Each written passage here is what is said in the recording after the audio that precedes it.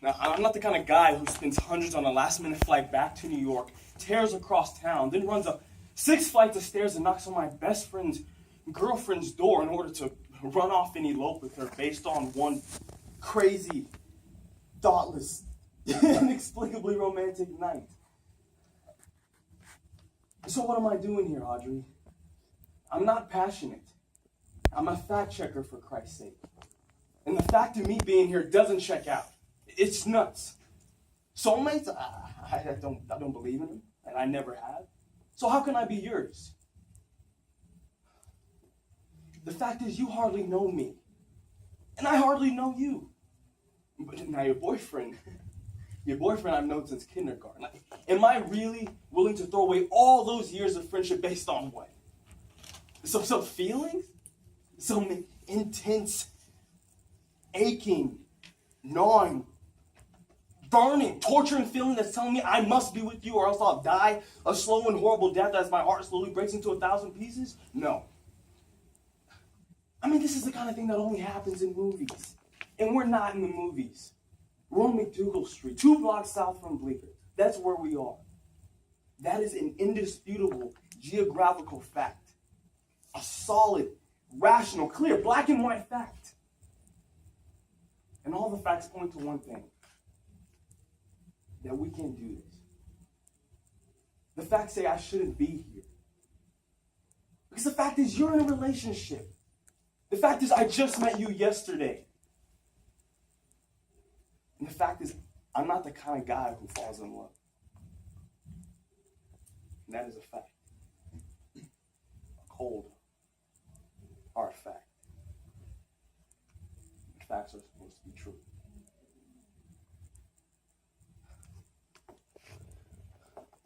The problem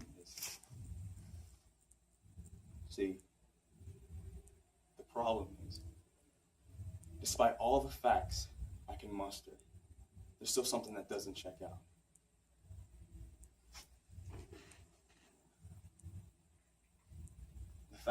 Despite all the facts I think to the contrary, I still love you madly.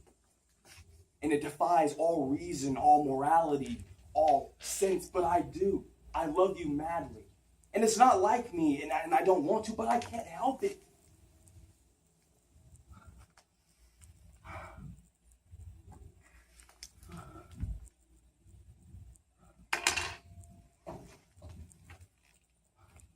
I'm yours, Audrey. Completely. Hopelessly. And utterly yours. Well, good actor. It's really good. Oh, hang on to this for a minute. There we go. Yeah.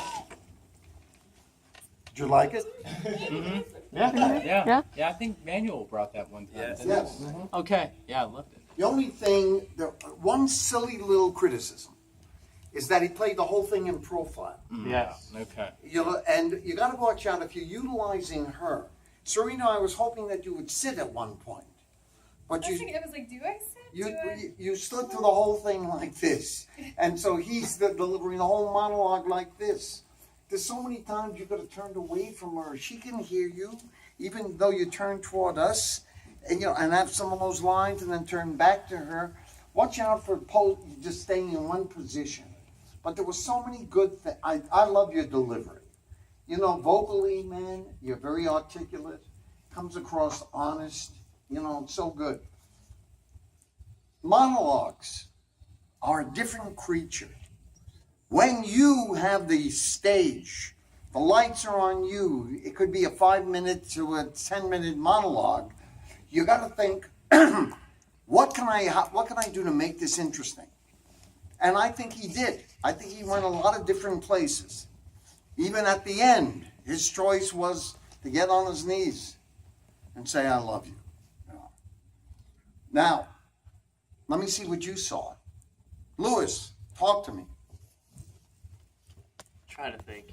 I'm trying to think. I thought I smelled rubber burning. No, honestly, it goes back to every time I see Seen by Chauncey, I've really never really had anything negative to say, Right. which kind of sucks because I know that's the whole point of the growth process. No, And even trying to nitpick, I really can't pinpoint much. Good. Maybe then other than the fact that you kind of sprinted inside the apartment a little too fast, maybe. Who came in? When he When he ran. first came in. Okay. No. And he but- came in disheveled again. He Right. had a now, what made you make that choice? I'm Well, curious. because everything he was saying, I'm not the kind of guy who spends hundreds on a last minute flight. He did. I'm not the kind of guy who tears across town. I am. Okay, I'm not good. the kind of guy who runs up 6 flights of stairs. I just did. And in fact, yeah, good. Okay. I always want to know when you make choices that you have a reason for the choice. Mm-hmm. You know, always. By the way, this is called the what? The fact checker? What's a fact checker? They're like analytical guys who check facts, like political facts. Fact. Yeah, Fact. I thought it was FAT. Let's see how fat you are. A fact checker. I thought you were Weight Watchers or something. Okay. I got you. Good. Talk to me. Yes. Absolutely loved it. The only thing John mentioned it was urine profile, but other than that, I thought it was great. And I was looking at Serena, and it kind of looked like you were causing tears to build up in her eyes. She's Well, like, it's kinda like at the end, I was like, I love you too, but I have a boyfriend. Like, I want to take him and be like, okay, apparently he loves me. Like, but then when you're like, it's one day, it's kind of like, okay, that's kind of crazy. But then it's like, oh, this is so sweet. All the stuff that you're like, So, you're feeling. So you know, there are actors. Let me stroke Serena a little. There are actors that need to pause and have makeup people come with glycerin drops in order to get that effect of a person crying.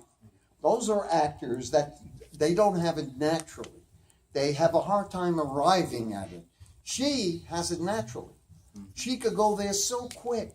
The fact that you saw her eyes in the audience fill up. Imagine if it was on camera, where they come in on all of that. So she's got that gift in terms of breaking down. That's really a compliment, kid. Give me more. John. Yes, on this side. Yes. I thought it would have been nice since you came in all disheveled. When you mentioned I'm a fact checker, it would have been nice because you're realizing I need to put myself back together. Like maybe start adjusting your tie, trying to fix your shirt, because then you're saying I'm a fact checker. Oh shit, I look like hell. So it would have been kind of nice to kind of pull yourself back together temporarily, just as you're doing it. I like that. And as a matter of fact, I was thinking that myself. At one point, you could certainly, because you had the shirt hanging down. And I'm thinking, you know, there could have been a section maybe where you became conscious of it. And again, you're trying to impress her in many regards.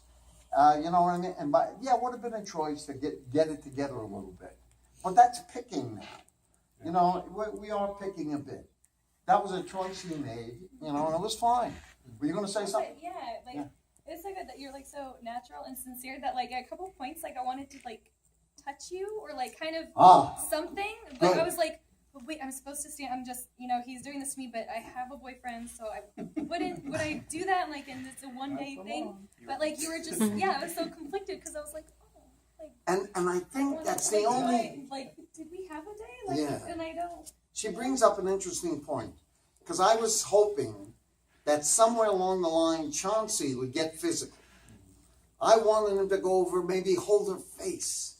You know, there's so many things to get that relationship, the physicality. I didn't want him to keep his distance so much. Even when, you know, I was hoping if she sat and he sat down next to her and maybe put his arm around her or whatever, it would have just given more for the relationship of the two. Do you know where I'm coming from on this? Okay. Give me more. Anybody? Huh? Anybody have a thought? oh, right back there. The profiling was very little, but I mean, I could see the profile. There was a couple of times, Chauncey, from back here, when you delivered your lines, you actually turned away from the audience for a second. I mean, it's something I noticed, as opposed to you turning this way to the audience, you turned the other way. Okay. It was just minor, but you did it like 3 or 4 times. And once I saw it the first time, I was looking for it the second and third time. Right. But I think getting away from the profile would help you not do that. Okay, and I think that's fair. Because if you had a director And also a director, if you did that, where you're turning away, that director would say, oh, watch it. You know what I mean? Cheat out. There's an expression they use a lot. Cheat out. Make sure that audience on that side, in the middle, and over here can see you at all times. I thought where you were going, Gio, was he dropped vocally at a couple of times where he went down kind of quiet. And I thought, geez, that's kind of bringing, because here he was emotional, etc. And I know he wanted to be emotional at that point when he says, I love you, but it became a little low key. Did you sense that at all? Yeah. Okay. So yeah, watch out for that. Don't lose what I call stage energy. But everything else was so good about this. It was really great. From back here, it was fantastic. It was good. Really I'm glad to hear that. I liked it. Really, Really I liked it. Where's Will? Hi. Who's back Hello, there? Will. Oh, you changed your position. I changed positions. Hello. So talk to me about what you just saw, Will. It's very different from the version that I saw. I can't believe I just forgot his name. Manuel. Manuel. Yeah. When Manuel did it, he seemed very kind of hyper, but he also kind of had this happy emotion, and you were very sincere and down to earth.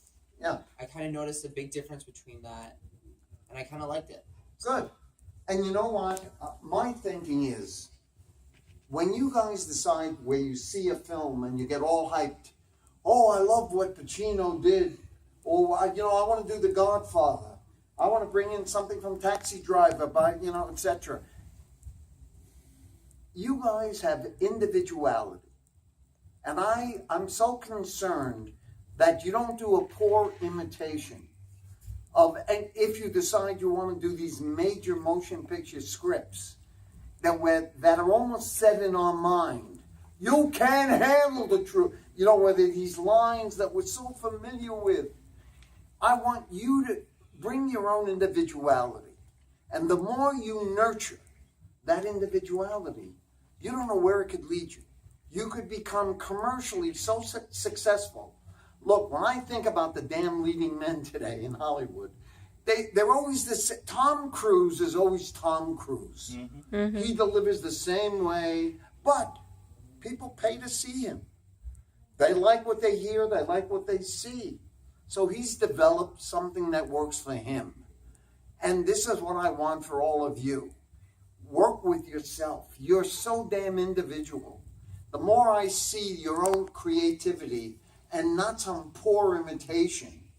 So think about when you get excited about a movie you saw or whatever, and you want to do it, I want you to do it just the opposite of Pacino or De Niro or Leonardo or any of these guys or gals, right? Be yourselves. Now, I like Chauncey. He came to me admitting I never had any acting experience. I liked him from the first day because he didn't overact. There was a sense of believability right from the beginning where I thought to myself, I don't have to beat this kid up. This kid has human behavior, his delivery, etc. And then he's worked an awful lot. And when you did the monologue about the assassin, I like that. There were so many good scenes. I even liked the scene you did with Cody early in the game with the two actors on an audition. Again, so there's a lot of things, I don't forget any of this. A lot of things you could stroke yourself about. I call those minor successes. The more minor successes you have, your confidence grows. Yeah, go ahead, Dave. I'm gonna be nitpicky and play devil's advocate. That's okay.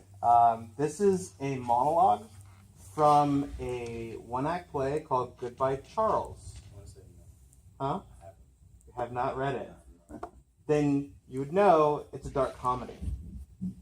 This is actually a comedic monologue. Right. Yeah. Yeah. I like what you did. It was different. But I would like to see a little bit of comedy in that. Now here, David brings up an interesting point, and I'd be remiss if I didn't mention it to you. When you go out and you find a monologue, and you have not read the play, you're going to come with preconceived ideas what that monologue is, or even a scene. If you pull a scene out of a full play, 3 acts or whatever, and you're only doing that one scene without reading it, you're going to be lost. It may be totally off. The first act, in other words, if you pull it out of the second act, let's say, and you haven't read the first act, your interpretation is going to be wrong. But since we're in a scene workshop, we deal with scenes. They're going to be the actors in here are a little more go-getters, where if they're going to do a play, they'll go out and they'll buy the play. Like I want Diana and Cody are going to do a very difficult piece by Tennessee Williams called Sweet Bird of Youth. Read the whole play, guys. I know you know it, Diana. But yeah, it's important that you just don't concentrate on, and that's what happened with the monologue. He came to his own conclusions, and it was good. You know, because we weren't really, I guess you knew what the play was all about. I was looking it up. I knew it was from a play, but I didn't know what play it was. Exactly. Yeah. But yeah, like it is. Yeah, I mean it's important, especially when you're doing stuff from plays. If you're doing something that's just written as a monologue, which will oftentimes, like if you just Google the fact checker, it comes up as just a monologue. Right. But it is, if you do a little bit more research, it is a part of a play. That's it. That kind of delves into like there's 2 other characters. One of the characters' his wife goes missing under mysterious circumstances. But it's like it's all a dark comedy. And so yeah, like I mean, to be honest, I've done it. I did the normal heart with another actor who was here before. I did a scene where we're supposed to fall in love, and when I read it, and when we read it together, we had read it wrong. We had thought that like I was like I played Ned, and I was angry at him, and that's not what the scene was. The scene was that was the pivotal moment of the play when the 2 characters fall in love, and we played it completely opposite. And David, if you were working in the play, the director would be the one to critique that.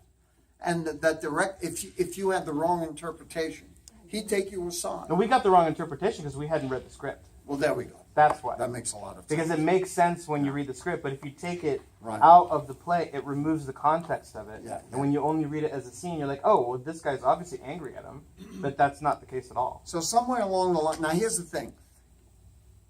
If an agent or a casting director doesn't know you, very often, if you do have a showpiece, like let's say an agent said, Chauncey, let me see you do something.